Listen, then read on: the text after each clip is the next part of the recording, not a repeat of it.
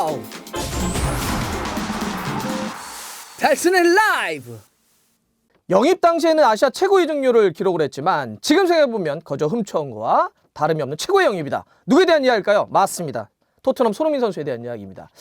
저희가 이제 아무래도 막 우리는 막 손흥민 선수에 대한 평가를 내부적으로 많이 하지만 가끔씩은 한 발 이렇게 떨어져가지고 외부의 어떤 평가를 듣는 것도 조금 더 객관적으로 바라볼 수 있는 그런 게 아닌가 좀 싶은데 최근에 여러분들 이거 여기 계속 하더라고요. 90minutes.com이라는 데 있잖아요. 보니까 계속 이제 뭐 베스트 11 요새 이제 많이 뽑던데 여기가 뭐냐면 이런 거예요. 뭐 뉴욕이나 상파울루 혹은 런던 전 세계에 다 지부를 갖고 있는데 뭐 나름 뭐 이 세계 최대의 어떤 커뮤니티라고 이제 불리우는 곳입니다. 축구와 관련해서 여기가 이제 최근에 토트넘의 역사상 최고의 베스트 11을 뽑았는데 국가별로 한 명씩만 할당을 한 겁니다. 그러니까 예를 들어서 잉글랜드 선수들이 굉장히 많이 있었잖아요. 근데 잉글랜드들이 많았다고 하더라도 11명을 다 잉글랜드로 채우면 안 되는 겁니다. 잉글랜드 선수 딱 한 명. 예. 뭐 브라질 선수들 많았어도 브라질 선수 중에 많이 잘했으면 한 명. 하지만 못한 국가는 못 들어갈 수도 있죠. 예. 지금 제가 브라질 말씀드렸지만 여기 베스트 11은 브라질이 없습니다. 그러니까 브라질 선수를 뛰었지만 잘 못했다는 얘기예요. 여기 누가 들어갔느냐? 대한민국의 손흥민 선수가 들어갔습니다. 이게 어떤 거냐면 이런 거예요. 여러분들 토트넘의 역사가 진짜 오래됐잖아요. 1882년. 지금 역사가 137년 된, 물론 뭐 유럽에는 이런 팀들이 막 굉장히 많습니다. 이렇게 오래됐는데 공식 경기를 1분이라도 한 경기라도 뛰었던 선수들, 그러니까 기록이 남아있는 선수들 얼마 정도 될 것 같으세요?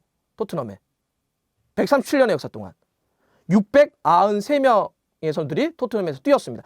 이 중에서 정말 잘하는 선수들 국가별로 한 명씩 할당해서 이번에 베스트 11이 뽑힌 겁니다.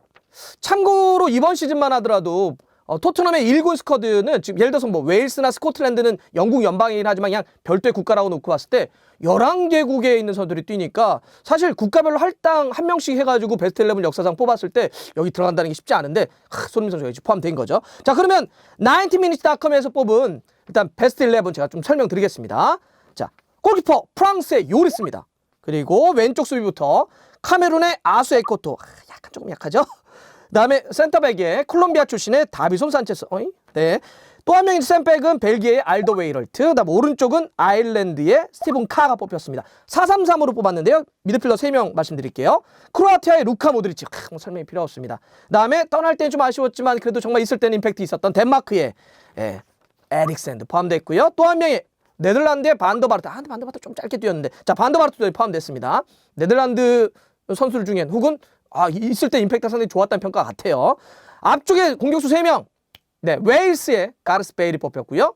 잉글랜드의 해리 케인, 대한민국의 손흥민 선수 이렇게 3명이 뽑혔습니다. 자, 여기서 제가 약간 좀 약간 갸우뚱하는 선수들 좀 말씀 좀 드리면 약간 그런 건 뭐냐면 일단 첫 번째는 예나 지금이나 토트넘은 양쪽 풀백이 참 약하구나 이런 느낌이 다시 한번 듭니다. 아수 에코토.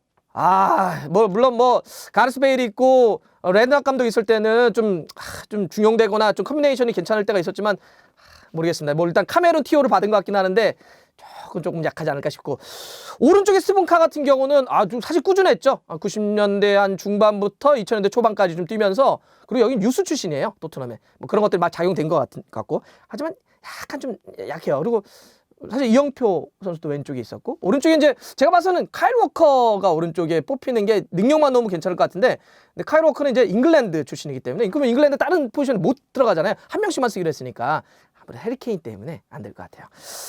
골키퍼는 사실 저는 �팻 제닝스도 괜찮다 봅니다. 북아일랜드에. 근데 최근에 임팩트 요리서 뽑힌 것 같은데 사실 전 제일 그거가 이렇게 가뚱한 거 누구냐면 그 센터백 다비손 산체스는 물론 영입할 땐 돈도 많이 주고 기대도 많이 했던 선수지만 새 시즌 뛰면서는 좀 그러지 않았나요? 여기는 스코틀랜드 지금 제가 말씀드렸던 스코틀랜드 출신이 없는데 스코틀랜드 출신의 데이브 맥카이라고 하는 레전드가 여기 들어가는 게 어땠을까 싶은데 모르겠습니다. 일단 산체스를 뽑아놨습니다. 허리 쪽은 에릭센과 모드리치는 더 이상 할 말이 없는데 반더바르트 같은 경우는 이제 2시즌밖에 뛰지 않았기 때문에 사실 조금 좀 아쉬움은 좀 있습니다. 그런데 여기는 이제 뛰었을 때 그 임팩트를 좀 생각한 것 같고 그러고 보면 다른 국적의 선수들 브라질 같은 경우는 아예 없잖아요. 여기 브라질에 옛날 파울리뉴 같은 경우도 뛰었는데 파울리뉴도 별로 몇 경기 못 뛰어가지고 좀 이랬던 것 같습니다. 그래서 여기에 이제 반더바르트 뽑혔고 자 그런 상태에서 최전방도 사실 지미 그리브스를 토트넘 역사에서 빼놓을 수가 없는데 지미 그리브스 같은 경우는 역사상 제일 많은 골을 넣었던 선수잖아요. 토트넘 축구 역사상. 근데 이제 해리 케인하고 이렇게 잉글랜드 한 명만 넣어야 되니까 지미 그리스도 좀 빠진 것 같습니다. 자, 이렇게 이제 4-3-3으로 딱 그려놨는데, 자, 손흥민 선수가 그래도 어쨌든 대한민국의 티오를 받았다고 하더라도 여기서 경쟁자들을 물리치고 딱 이제 베스트 11 공격주에 이제 한 자리를 차지한 건데, 경쟁자들 그러면 물리쳤던 선수들이 누구냐? 정말 이게 녹록한 선수들이 아닙니다.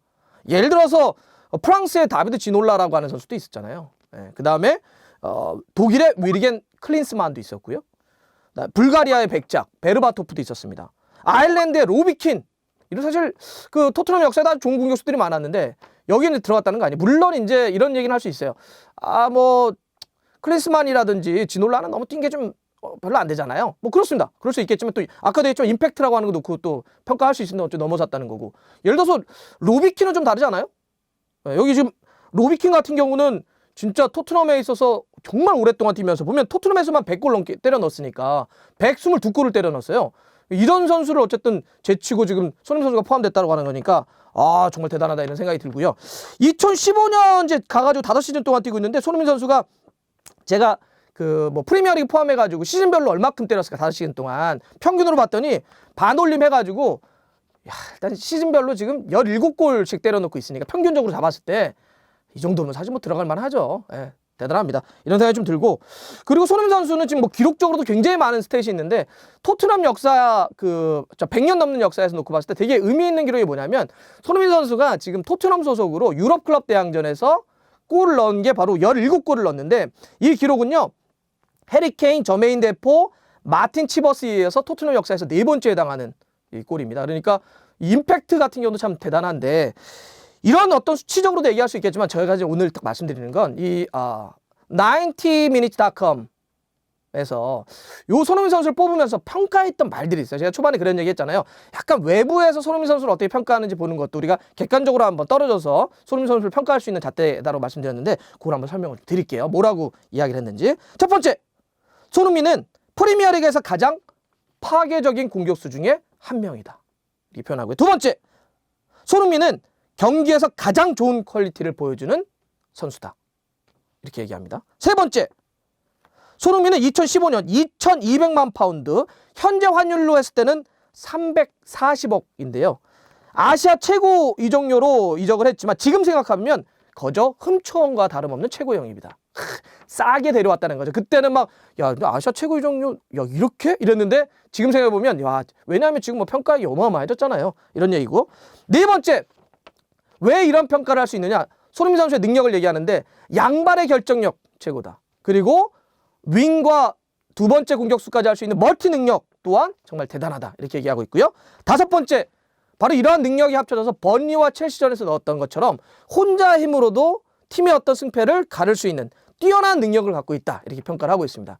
이렇게 이제 외부에서 손흥민 선수에 대한 평가를 봤는데 다시 한번 약간 진짜 손흥민 선수 참 대단한 길을 가고 있구나, 이렇게 생각을 하는데요. 근데 이렇게 또 얘기하다 보니까 빨리 보고 싶네요, 경기. 근데 물론 뭐 지금 다른 게 빨리 해결되긴 해야 되는데 자꾸 얘기하면 할수록 언제 볼 수 있을까요? 어쨌든 뭐 훈련소 잘 갔다 오고요. 곧 봐요.